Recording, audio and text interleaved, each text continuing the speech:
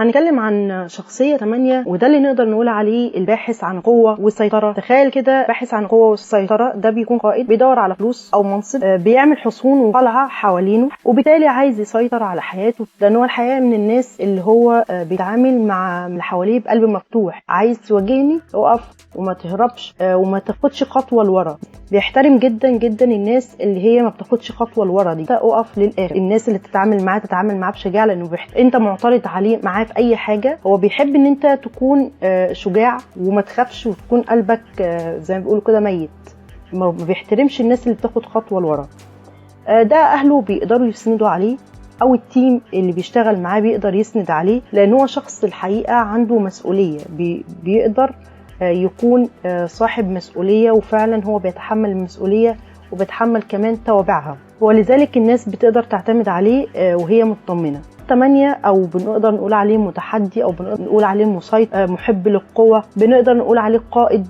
كل الحاجات دي كلها هي الشخصية دي، الشخص العصبي، لأن شخصية المتحدي هو شخص شديد العصبية، بنرفز جدا، نرفوز. خلينا نقول عليه اللي هو الشخصية اللي بيتم الاعتماد عليها. ولكن مشكلة أو عيب شخصية 8 أو متحدي أو المسيطر أو اللي هو بيحب النفوذ والقوة، إنه مش بيحب الناس تلزق في رجليه، لأنه بيشوف إن ده ضعف، وهو بيكره الضعف جدا بشكل مرعب. لو مرض أو تعب بيتضايق وبيتنرفز لأنه حاسس إنه ضعيف، وهو بيكره الضعف جدا. الناس بتعرف عنه إنه أجريسيف جدا وحاد جدا، لكن هو ما يعرفش ده عن نفسه. ممكن يقول كلمتين 3 يهدم اللي قدامه ويسفلته كده وهو مش واخد باله من ده. بعد كده يقعد يتكلم مع الشخص ده تاني او يشوفه تاني، يقول له انت زعلان، انت زعلان ليه؟ ما حصلش حاجه. اكتر حاجه ممكن يقع فيها الرغبه زائده، اللي هو عايز حاجه واحده وتكون كتير قوي. يعني هو عنده طمع بدرجه كبيره جدا، ان هو عايز مثلا لو عايز فلوس كتير قوي، لو عايز حب هو عايز حب كتير قوي، لو عايز رغبه في حاجه بيبقى عنده الرغبه عايزها بكثافه كتير قوي، بدرجه كبيره اكتر من اللازم، بدرجه عاليه جدا. بيكون عنده حته الرغبه عاليه جدا جدا جدا.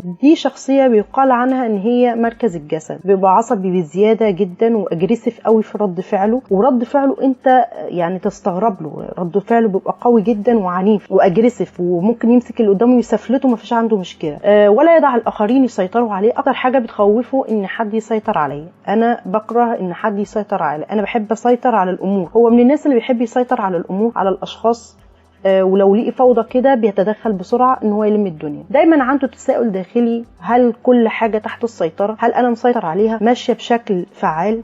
بيتحركوا 3 قيم: العداله، الاجراءات، والحزم. من وجهه نظره هو ازاي بنقيم العدل؟ لو هو اب في البيت او ام في البيت، ازاي انصف الاخر في عداله بحيث يوزع الموضوع على الابناء بشكل كويس وفي عداله. عنده قدره على اتخاذ القرارات بشكل سريع جدا جدا جدا. بيقيم الناس بسرعه رهيبه، او اللي هو كده بيقدر يبني احكام سريعه قوي عن الناس. الشخصيه دي ناتجه بسبب الرساله اللي جاله من الصغر، ان العالم مكان غير عادل، ان المكان بالنسبه له هو عالم غير عادل، العالم ده كله ما فيهوش عدل، ولابد ان اكون قوي. يعني هو شايف ان انا بما ان العالم ده ما فيهوش عدل، فانا لازم اكون شخص قوي ادافع عن الابرياء، لان انا بطل ملهم للعالم. هو شايف نفسه انه هو بطل ملهم، وهو يقدر يدافع عن المظلومين. ممكن لو هو خيروه يقف مع القوة الضعيفة او قوة قوية، فهو يختار القوة قوية. ممكن يكون المكان اللي فيه ظلم ده، ممكن يكون العالم ده بالنسبة له هو البيت او الاب او الام اللي مش عادلين في المعاملة، فتلاقيه بيدافع عن اخواته، وهكذا في الشغل، وهكذا في الدراسة. بيبقى متخيل دايما ان في طرف ظالم. الشخص ده دايما ممكن بيقع في انه ممكن يحب حد جدا لمجرد انه صعب عليه، او شاف ان الشخص ده مظلوم، فبيقوم بمبادرة لا اراديا ان هو عايز، بما ان هو بيحب يحقق العدالة الاجتماعية وان هو بيدافع عن المظلومين، فبيقدر يشوف ان الموضوع ده من زاوية ضيقة جدا بناء على كلام الطرف الثاني. ان هو مثلا الشخص ده، يعني مثلا لو شاب فبنت جت عيطت له شوية وانا اتظلمت وانا اتقهرت وانا تعبت وانا تلاقيه فجأة وقع في شراق الموضوع ده وحب البنت دي جدا، مش كحب الحب اللي احنا بنفهمه. هو بيدافع عن مبدأ داخلي جواه. المبدأ ده اللي هو ان انا انصر المظلوم، واقف جنب المظلوم، وادفع الظلم عن المظلوم، ورد الظالم. لان هو بيشوف نفسه ان هو كيان قوي جدا، حاجة كبيرة جدا. شايف نفسه ان هو بينادي بالعدالة، اللي هي العدالة اللي هي من وجهة نظره.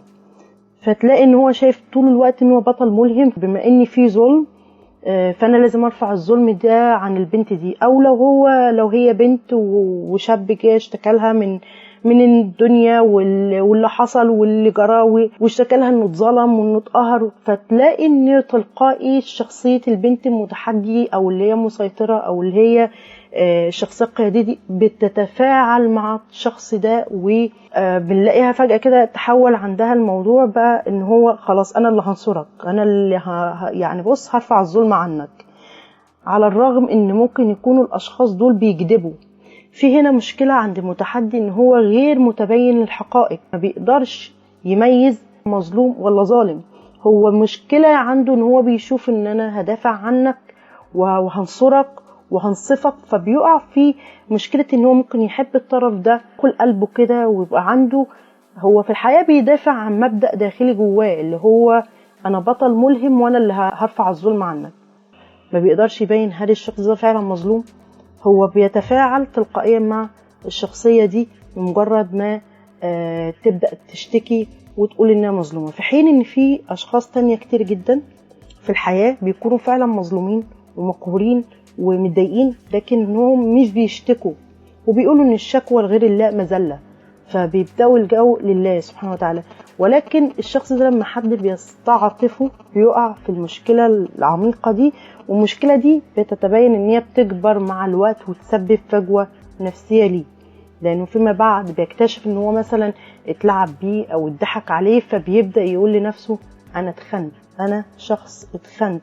فهنا الخيانة بالنسبة له حاجة كبيرة جدا. الخيانة هنا مش بالنسبة له خيانة متعرف عليها بين واحد وواحدة، لا، الخيانة هنا بالنسبة له ان انا اتخنت من الشخص ده واتخدعت، في حين ان هو الشخص ده نفسه هو اللي ما قدرش من البداية خالص انه يتبين الحقيقة، ما قدرش يقف مع نفسه موقف معين، موقف فيه عقلانية. كل الموضوع اللي عمله انه خد الموضوع على محمل العاطفة، وان الشخص ده مظلوم وانا لازم ادافع عنه لان انا بطل ملهم للعالم. بيشوف نفسه كده، ودي الرسالة اللي طول الوقت في دماغه، وطول الوقت حتى لو هو راجل فبيبدأ يتكلم عن الستات بطريقة شوية فيها صعبة، وان مثلا لو تعرض مثلا لجرح عاطفي من بنت او كده يبدأ يتكلم عن كل البنات انهم ظلمة وانهم مش كويسين وانهم فيهم مشكلة، او العكس لو بنت تعرضت لظلم من حد، فالمتحدي ده بتلاحظ في كلامه انه بيتكلم عن كل الرجاله باسلوب ان هو ولازم المراه ولازم حقوق المراه وليه الراجل عامل كده، في حين ان هو تعرض لحاجه فرديه مش حاجه عامه. او المشكله اللي وقع فيها دي مشكله قد تكون مش بيرجع ان هو عمل عنده سوء اختيار، ان هو مش بيرجع السبب ان انا الحقيقه ما ادركتش بعض الامور من البدايه لحد ما وقعت في المشكله دي. ما بياخدش الموضوع بشكل فيه تحليل شويه، بياخد الموضوع كده اللي هو انت مظلوم فانا هنصرك، انت ضعيف فانا قوي. فهو بيبدا يدافع عن مبادئ داخليه، لان جات له رساله وهو صغير ان العالم مفهوش عدل، فبيبدا يخلق لنفسه عالم خاص بيه، ان انا هخلق العدل ده. الحقيقة الشخصية دي هي شخصية قوية جدا بالفعل في فكرها، ولكن احنا زي ما قلنا بسبب ان هو بيبحث عن العدل وبسبب مش عارف ايه، هنكتشف بعد كده ان العدل ده من وجهة نظره هو، يعني كمان العدل ده عنده معاييره كمان مش مظبوطة فيها خلل. بيتكلم عن العدالة كتير جدا وبيفضل يقول العدالة ولازم يكون في عدل ولازم يكون في انصاف للمظلوم ولازم ولازم ولازم، إلا إن هو هتلاقيه شخص بيكذب وبيحور وما عندوش أدنى مشكلة في الموضوع ده خالص. الشخص ده دايما هتلاقيه كده زي ما قلنا إن هو دايما عنده فكرة العدالة ولازم يكون في إنصاف ولازم إن الرغبة الأساسية إنه يدافع عن نفسه. دايما هتلاقيه دايما بيدافع عن نفسه، بيحاول إنه يكون إنسان قوي ضد أي خطر. هو عنده قوة مستقلة ممكن اللي حواليه يعتمدوا عليه لكن هو مش بيعتمد عليهم. القوة دي بتخليه يدافع عن نفسه وعن الأبرياء. اعتماد الناس عليه بيخليه يفرح جدا، بيخليه يكون منبهر بنفسه جدا، لأنه بيشوف نفسه تأكيدا على المبدأ اللي هو بيعيش عليه إن أنا بطل ملهم، ولكن بيخاف من إن هو يتعرض للأذى، بيخاف ان الاخرين يتقدموا عليه في شيء، يعني حد اقل منه في العمر مثلا في وظيفة ما شايف ان هي افضل منه، بيتضايق جدا جدا جدا. ما بيحبش حد يتفوق عليه في اي حاجة، او ان حد يجي يبوظ ليه حاجة في حياته، او انه يفقد السيطرة. الخوف بيزيد قوي عنده لما بيحس انه هيفقد السيطرة، او لما يحس ان حد هيبوظ له حاجة في حياته. الخوف ده كفيل انه لو زاد جواه بيبقى عايز يتحكم اكتر ويسيطر اكتر. هو بيحس انه معتمد على ذاته، بيحس ان هو شخص بيعرف يعتمد على ذاته كويس جدا، وهو مش محتاج لحد، وان الناس هي اللي محتاجاه. والحقيقة الحتة دي برضو فيها مشكلة، انه وقتها بيخسر حاجات كتيرة قوي، منها الاتصال العاطفي بالناس. بيبقى جاف جدا معاهم، بيبقى حاسم جدا لدرجة ان الناس بتحس ان هو شخص حاد واجريسيف وغير محبوب بالنسبة لنا. وبيحس ان هو بياخد قرارات لا يمكن الرجوع فيها، وبالتالي ممكن يوجع اي حد بسهولة من اللي حواليه، من الناس المسؤولة عنهم، او من الناس اللي المفروض هو بيساعدهم. فللأسف هو بيأذيهم جدا نفسيا وبيدمرهم. هو اي حد بيخرج عن طوع الشخصية دي بيبقى محدد جدا معاه، بيحدد كلامه جدا معاه، بيبدأ يتكلم معاه بطريقة حادة جدا، فيها اجريسيف جدا، بيبدأ يتعامل باسلوب سيء جدا. انه بيخسر الشخص ده، بيخسر حبه، بيخسر تعاطفه، بيترتب عليها عواقب وخيمة. يعني لو ابنه او بنته فلت عن طوعه او سيطرته بيبقى محدد جدا معاه وبيكون حد، فبيخسر حب الشخص ده او بيخسر حب ابنه او بنته، وساعتها بيترتب عليها عواقب وخيمة جدا. طريقته في عيش الحياة بيحب يكون كل حاجة تحت السيطرة بشكل مباشر. هو شخص حساس جدا على الوجه اللي انتوا بتشوفوه ان هو شرس جدا، وشخص اجريسيف، وشخص حاد جدا، وشخص جاف جدا مع الناس، وشخص شايف ان هو مش محتاج لحد، وانه يقدر يعتمد على نفسه، وانه الناس هي اللي بتعتمد عليه، فهو مش محتاج للناس. او مثلا لو حد بيحبه جدا وهو مش شايفه، فهو بيعتبر نفسه ان انا مش شايفك، او بيقوله كده بالفعل، فبيسفلت اللي قدامه من غير ما يحس. فبالتالي بيخسر حب الطرف ده، وبيخسره خسارة وحشة جدا، وبيبقى نوع من العداوة او العدائية في الموضوع بينه وبين اطراف تانية، بسبب ان هو بيبقى شايف نفسه مستقل جدا، وان هو مش محتاج لحد خالص، ومش محتاج للناس بشكل عام. بيفقد حب الاخر ليه، وطريقته في عيش الحياة بيحب يكون كل حاجة تحت السيطرة بشكل مباشر. هو شخص حساس جدا تحت الوجه الشرس ده، وجه طفولي وشخصية حساسة جدا. هو متمركز حوالين نفسه، وهي دي المشكلة، ان هو شايف نفسه ان هو لازم كل حاجة تكون تحت السيطرة بشكل مباشر. لازم مدير في شغله او بيدير مجموعة من الموظفين، فدول كلهم ما ينفعوش يقصروا كلامي او يخرجوا عن طوعي. او لو هو في حد من الموظفين شخص عنده ابداع، والمبدع ده اللي هو مثلا زي شخصية 7، ده شخص حر بيحب الحرية جدا، شخص مبدع دايما بيشتغل باسلوب تكنيكال جدا، ما بيحبش حد يضغطه، ما بيحبش حد يقعد يتكلم معاه باسلوب فيه سيطرة. فهو متحدي بيشوف ان الشخص ده مش المفروض ان هو يكون موجود اصلا في التيم، فبيبدأ يستبعده من التيم خالص، او بيبدأ يستبعده من الشغل خالص. مع انه هو لو فكر كويس جدا هيلاقي ان هو خسر كتير جدا، لان الشخص ده بيبقى ذكائه عالي، عنده الابداع حلو جدا، ولو هو كان استنى شوية كان قدر ان هو يعمل حاجة قوية جدا فريدة من نوعها مع الاشخاص المبدعين. لكن هو بيشوف من كتر فرط السيطرة بتاعته ان الشخص اللي هو خارج عن سيطرتي مش المفروض يكون موجود معايا في تيم او في مكان عمل او في اي حاجة في الحياة. دايما هتلاقيه كده عايز هو اللي يسيطر على كل حاجة، حتى قراراته هي اللي بتمشي، رأيه هو اللي بيمشي، بيكون الى حد ما شوية ديكتاتوري. بالرغم ان هو مش بيشوف ان دي ديكتاتورية، بيشوف ان ده في مصلحتك، وان ده من هو كده بيحافظ عليك، وان هو كده بيحميك، وان هو كده بيولي نفسه الحماية عليك حتى رغم عنك. يعني عشان كده دايما المتحدي في بينه مشكلة بينه وبين الابناء في البيت، يعني لان الابناء بيعتبروا ان الاب او الام اللي بالشكل ده هي سلطة قاسية جدا، شخص اجريسيف جدا معاه، كلامي هو اللي هيمشي، الكليه دي انت اللي هتدخلها، مفيش كليه تانية غيرها، كلامي ما ينفعش يتاثر، انا وانا وانا مش عايز يخرج حد من تحت طوعه او تحت سيطرته. بيشوف ان هو بيعمل لمصلحه اللي قدامه، فاللي قدامه لازم يقدر ان هو بيتحمل المسؤوليه، وهو بالطريقه دي بيحميه او بياخد باله منه، وان هو المفروض يفهم ده. فده طبعا برضو من الاخطاء. انت مش المفروض ان انت تفرض قراراتك او سيطرتك على الاخر، لازم الاخر ياخد قراراته بنفسه حتى وان كانت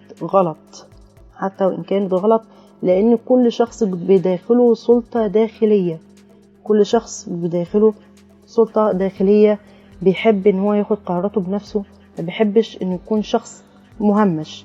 فاللي هو بيعمله المتحدي ان هو بيهمش الاخر، بيهمش دوره،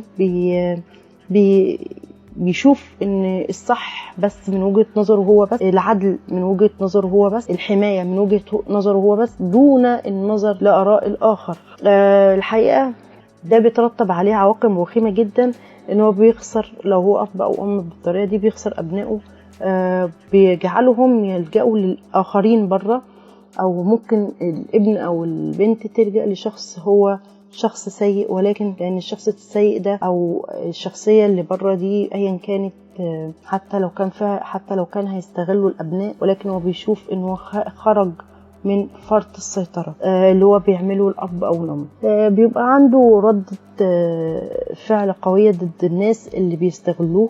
زي ما قلنا هو شخص حساس جدا، ورا الغضب والشراسة دي جواه شخص حساس جدا، شخص طفولي جدا، شخص فيه رئة، ولكن هو دايما بيحب يظهر الشخصية القوية، ما بيحبش يظهر الشخصية الداخلية اللي فيها مثلا، اللي هي مثلا ممكن تكون حنونة او فيها طفولة، ما بيحبش يظهر الشخصية دي. دايما بيحب يكون فرد شخصية القوة، بيحب ان يكون شخص مؤثر في الاخرين، برغم انه بيحترم الاشخاص اللي بيستخدموا القوة، الا ان العكس احيانا بيبقى الصحيح، بيبقى عنده ردة فعل ضد الناس اللي بيستغلوا القوة. دايما بينه وبينهم مشاكل، وبينه وبين اهل السلطة احساس مش كويس تجاههم، بيخاف من احداث فوضى، بيتدخل بسرعة جدا في حالة الفوضى، والناس بتحب جدا فيه ان هو بيعرف يلم الدنيا لو حصل فيها فوضى. دي جزئية كويسة جدا، وانه بيعرف يحسم الامور في حالة الفوضى. دي حاجة بتميزه جدا، بيعيد الاشياء لمسارها الصحيح، بيسعى للحقيقة، وبيقدر جدا الصدق، وبيتوقع من البشر متحملين نتيجة سلوكياتهم، وبيطلب من الناس واصحاب السلطة انهم يتولوا المسؤولية ويكون فيها عدل. هتقدر تعمل الحاجة الفلانية؟ قول لي. مش هتقدر تعمل؟ قول لي، لان انا بحب الصراحة جدا والوضوح. مع انه هو نفسه ممكن بيناور وبيحور وبيكذب كتير قوي، وفي بعض الاحيان في النهاية بيحب يكون صريح ومباشر. هو بيحب الناس تكون كده، لما بيشعر بعدم الإنصاف بتدخل بطريقة شديدة جدا عشان يؤكد على معتقداته وقيمه. بيحب الناس تحترم بعضها حتى لو في مشاكل بينا، حتى لو في خلاف بينا، احنا في النهاية لازم نحترم بعض، حتى لو مش هنقدر نشتغل سوا تاني، حتى لو مش هنقدر نرتبط ببعض، لازم في النهاية نكون حبايب ومفيش خلاف وفي احترام بينا. بيؤمن دايما بتقسيم البشر لمجموعتين، ناس ضعفاء وناس أقوياء. وطبعا هو لما بيحب يكون في المجموعة قوية بيخفي ضعفه حتى عن نفسه، ومش بيحب يظهر ضعفه لنفسه أو للآخرين كتير. لكن كتير منهم بيحبوا يشاركوا الجانب الضعيف ده مع الأشخاص اللي بيثقوا فيهم، وحاسس إن دول بيحبوه بصدق وبيحترمهم جدا. في ناس بتبقى متخيلة إن نمط 8 أو المتحدي هم ناس بتسعى للانتقام، ولكن هو مش بيسعى للانتقام، هو بيسعى إلى الحزم بقوة وإعادة توازن الأمور أو الأشياء، قومة الاعتداء اللي ممكن يحصل، أو الاقتصاص من فعل خطأ ورجوع الأمور بشكل صحيح. حازمين جدا، بيبقى داخلهم إحساس الخوف من شدة وقوة من كتر السيطرة، لأنه بيبقى خايف يفقد السيطرة على نفسه أو الآخرين أو الأمور. فكل ما السيطرة عليت كل ما الخوف زاد. لو مدير بيكون بالشكل ده، يا إما بيخرج من تحت إيده ناس مستقلة جدا، أقوياء جدا، عصاميين جدا، او بيخرج من تحت ايده ناس مكسوره جدا وموجوعه جدا ومقهوره جدا ولا تصلح تاني في الحياه الا اذا بعدوا عنه. من التحديات اللي بيواجهها الشخص ده اللي بيخلي الناس تفكر بنفس شكل تفكيره واسلوبه، وده من اكتر التحديات، من اكتر ما اعتمدوا، من كتر ما اعتمدوا عليه، من كتر ما هو بالنسبه ليهم بطل ملهم، من كتر ما هم منبهرين بيه، ما بيعرفوش يطلعوا احسن ما فيهم. بيبقى عندهم مشكله مع الاشخاص المبدعين، مع الناس المبدعه، لان الناس المبدعه دي بتحب الحريه، وان هما بيحبوا يتحرروا، مش بيحبوا يكونوا تحت طوع حد معين. فده بالنسبه لشخصيه 8 حاجه صعبه جدا، او انا مش متقبلك ان انت مش عايزني اسيطر عليك او على امورك او على كل ده. مع انه هو لو فكر هلاقي ان الشخص اللي بيبدع ما بيحبش فرط السيطره، ده شخص ليه بريق. كان المفروض المتحدي يقدر الناس المبدعة، ولكنه هو بيعمل لهم استبعاد من التيم او من الشركة او من حياته بشكل عام. لو الشخص ده حتى مرتبط بيه او صديق ليه بيعمل له استبعاد من حياته، لانه بيشوف ان هو شخص مش قادر يخضع للسيطرة بتاعته، مش عارف يسيطر عليه. والمبدعين كانوا المفروض يقدروا الالتزام، لازم يلتزموا شوية ناحية الشيء او ناحية الحاجة اللي بيطلبها الشخصية المتحدي. لازم يكون في توازن. من الحاجات الصعبة جدا في شخصية 8 هو ان هو عنده العدل على الحقيقة، العدل عنده عدل متكبر، بمعنى ان هو بيشوف العدل من وجهة نظره هو، من معاييره هو، من قيمه هو. يعني ممكن اصلا العدل اللي بيتكلم عنه ده ممكن يكون عدل ظالم ما فيهوش اي نوع من العدل، لكن هو شايف ان ده عدل. انا شفت خلاص، انا قررت ان ده عدل وهو ده الصح. فبتبقى في مشكلة هنا ان هو بيشوف الصح والغلط من منظوره هو بس، من رؤيته هو بس، لكن من رؤية الاخر او الشخص ده ممكن يكون هو نفسه عمل ظلم لحد من الناس احسن اليه، ولكن هو من كتر ما بيشوف ان العدل ده انا بس اللي بشوف العدل، انا بس اللي بسعى لمصلحتك، انا بس اللي بحميك، انا ما بيعرفش يشوف العدل بشكل سليم، او ما بيعرفش يشوف العدل بشكل صحيح. دايما العدل عنده عدل متكبر غير مطابق للواقع، بيكون مطابق لوجهة نظره هو، لرؤيته هو في الحياة، لمعاييره هو، لتجاربه هو. ودي مشكلة ثالثة في شخصية المتحدي، وده اللي في الآخر بيوصله ان هو ما بيعرفش يقيم الحقائق، فدايما بيقع في المشكلة دي. بعتولي في الكومنتات وانا ان شاء الله هرد عليكم.